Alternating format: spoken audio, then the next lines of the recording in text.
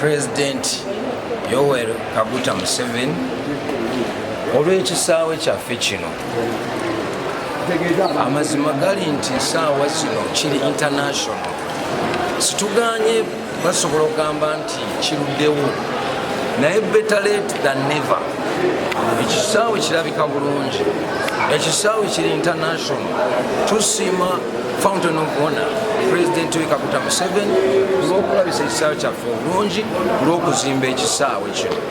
Tutambudde ku bisaawe, tulaba ebisaawe ebimu babiyita Jomo Kenyatta Airport, ebirala babiyita Julius Nyerere Airport, ebirala babiyita Kwame Nkrumah Airport.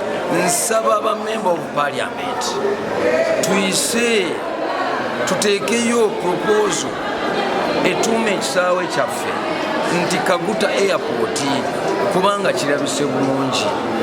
Nva kati mu kweyawula, tambuddeko Egypt, tambuddeko Jordan, naye amazima gali nti saawa zino olaba nti ekisaawe kyaffe kirabika bulungi. Okwo kusaba kwange nga mutuuze mu Uganda era nga munaddiini ng'ava okweyawula, nsaba abanaawulira kino mukiteekemu. Omusajja agenda okuwummula naye ng'ekisaawe bakiyitako Kaguta. Otuuka wanoga welcome to Jomo Kenyatta Airport, welcome to Ben Airport, welcome to White Airport. Let us start to hear that welcome to Kaguta Airport. Ekyo kusaba kwange.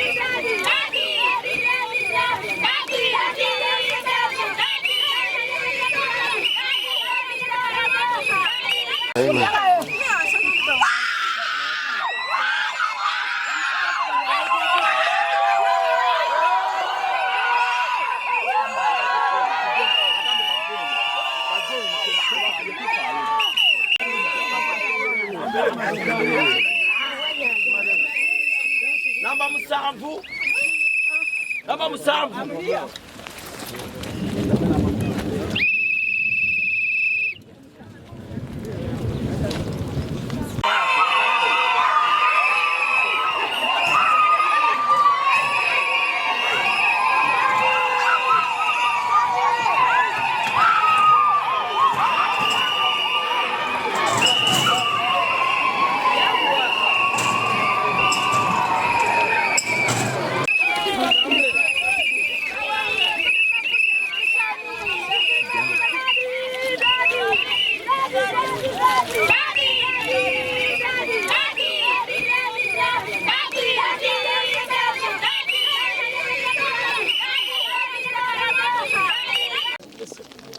Twagala kusooka kwebaza Katonda atuwadde ekisa.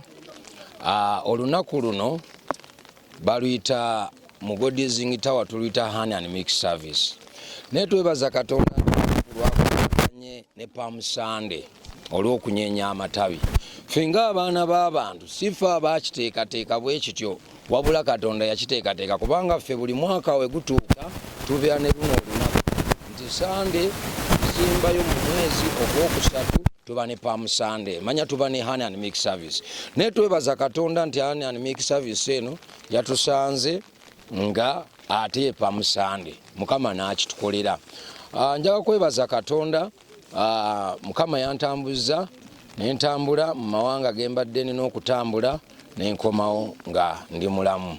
Njaga kwebaza Mukama olwa service eno gye tutandise, kubanga ffe service yaffe tugitandikidde wano era kati service etandise eyaffe ey'okuwuuba amatabi. Twebaza Mukama olwa nga Nabbi Muyingo Moses Bright nga nze omuntu olunaku luno lwa makulu nnyo. Bayibuli egamba nti amafuta gakulukuta nga gava ku mutwe nga gakkirira. Kakati olunaku luno Bayibuli eryogerako ku ndogoyi, era mbadde eyo mu kweyawula nga njogera ku kigambo endogoyi.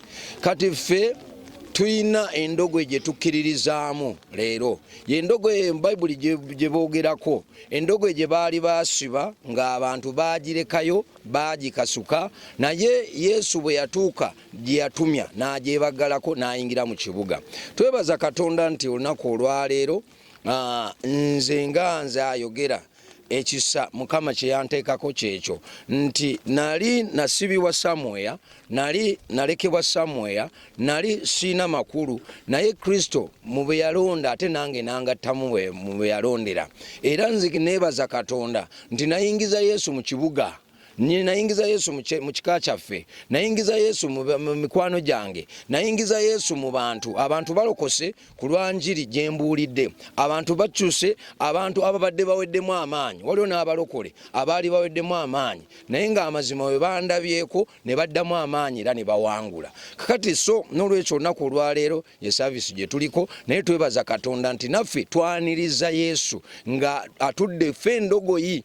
Kati ffe endogoyi leero tumuyingiza mu bika byaffe, tumuyingiza mu maka gaffe, tumuyingiza mu mirimu gyaffe, tumuyingiza mu b'eŋŋanda zaffe. Ababadde okusamya tukiza Mukama tewagenda kuddamu kusamira. Abantu bonna bagenda kuyita Yesu. Musumba Bugembe yayimba n'agamba nti bajja mutuuma erinnya lyaffe bagambe nti Yesu wagundi akola. Nzikiriza Katonda nti waliwo gwe bagenda okugamba nti Yesu wagundi akola, nga Katonda amaze okukola ebikulu n'ebinene. Kino kyokka ekyokulinnya ennyonyi okwange nga Bright nakyo obujulizi bunene, kubanga n'ez'akagaali zaabulanga n'ezaki zaabulanga. Kati Katonda wabanga ampadde ekisa ng'ennyonyi nzifudde bugaali, naye Yesu olwo abantu balokoka olw'ekyo. So n'olwekyo ensonga lwaki olaba nti weetuli era tukomyewo, era nga bulijjo nga nkola zange we ziri nti nze sikomawo nenkola nti oba tudde buzi. Waliwo amafuta ge tuleeta ku mulundi guno, twalese amafuta ebikompe bya mirundi 4.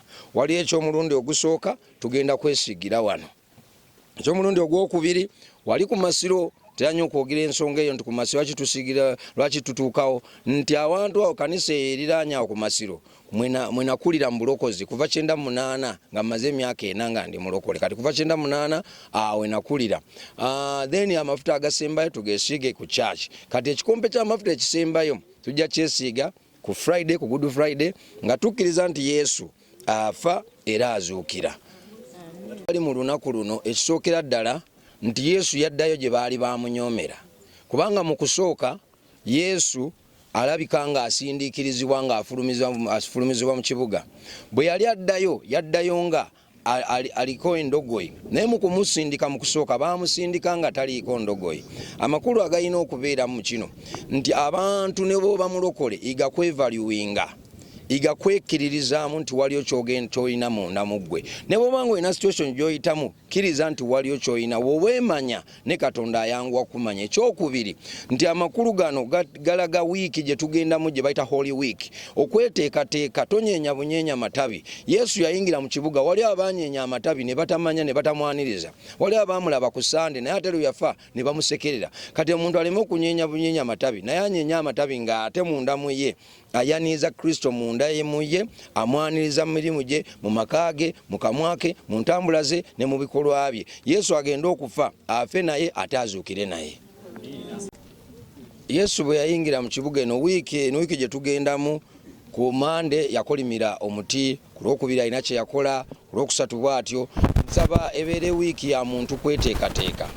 Esookera ddala omuti ogwakolimirwa nze nkimanyi kimu nti Yesu yaguza abantu tegulina value, ne nkusaba mu weekend otandike okweteeka mu bbali ery'obulokozi, otandike obutenyooma, oleme okumera bumezi ng'abantu bakulaba naye nga tolina makulu munda mu ggwe.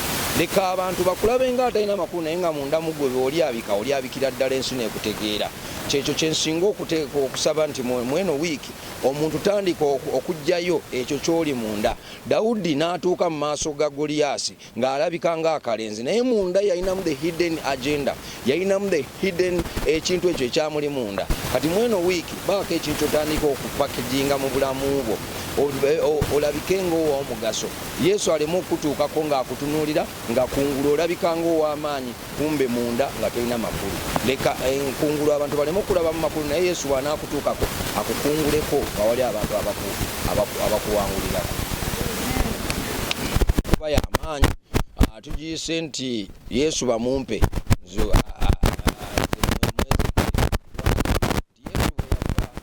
Wali yagenda n'agamba mpa omulambo gwa Yesu mumuziike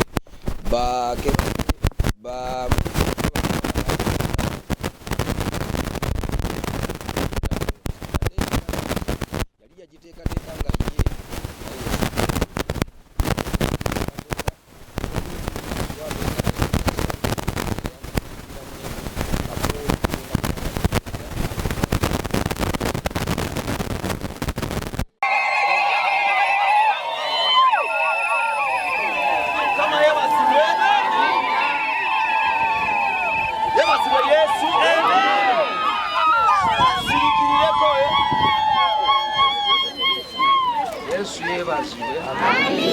nga tukoze obulungi obutagambika.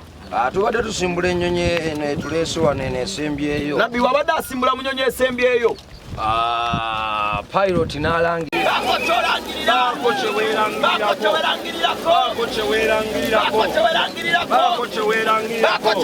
gamba boyingiza Yesu mu kika kyewammwe, boyingiza Yesu mu bantu bo, boyingiza Yesu mu kumirimu wali abagenda okulokoka gy'okolera, wali abagenda okulokoka gy'otambula, wali abagenda okulokoka gy'oyitira, wali abagenda okulokoka mu kika kyammwe, wali abagenda okutegeera Yesu, wali abagenda okutegeera Yesu, wali abagenda okwatula. ogenda giteeka mu ngalo za Kitoba katugambe entaya Bugaya constituency. Mwebale kwijja, nsiimire muno mwebale kungonza, mwebale kandi n'okugonza Kristo. Mmanyire mulimu omulokozi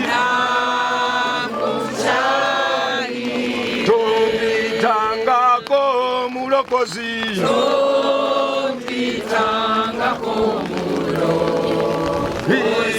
omulokozi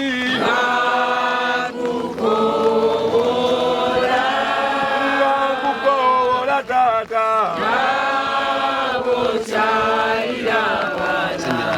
nga bwe wakyalira bamuyingo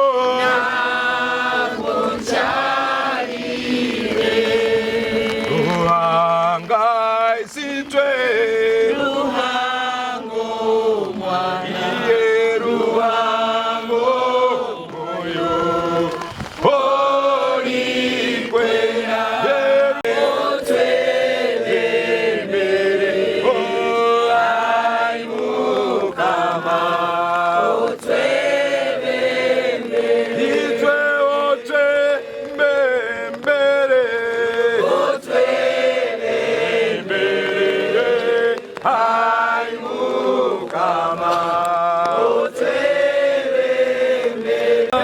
Saba bwenkusiiga amafuta gano ogeeyise mu feesi yonna weerangirireko ekyo ky'oyagala kubanga oli ndogoyi abantu gye banyooma olina woonyoomebwa mulimu abaweza ba Mukama nga ne booyita abantu bagamba oyo aliweereza ki weerangireko ebinene mu linnya lya Yesu Kristo omwana wa Katonda omulamu nkulembera Yesu nkulembera anti bala namba musanvu bala ono atataba jangu bamugamba oyo wakubiri wakusatu ate kuba within nkulembera Yesu kulembera ssebo nemwekubula njagala worship team emabega kulembera tata kulembera Yesu nemwekubula Yesu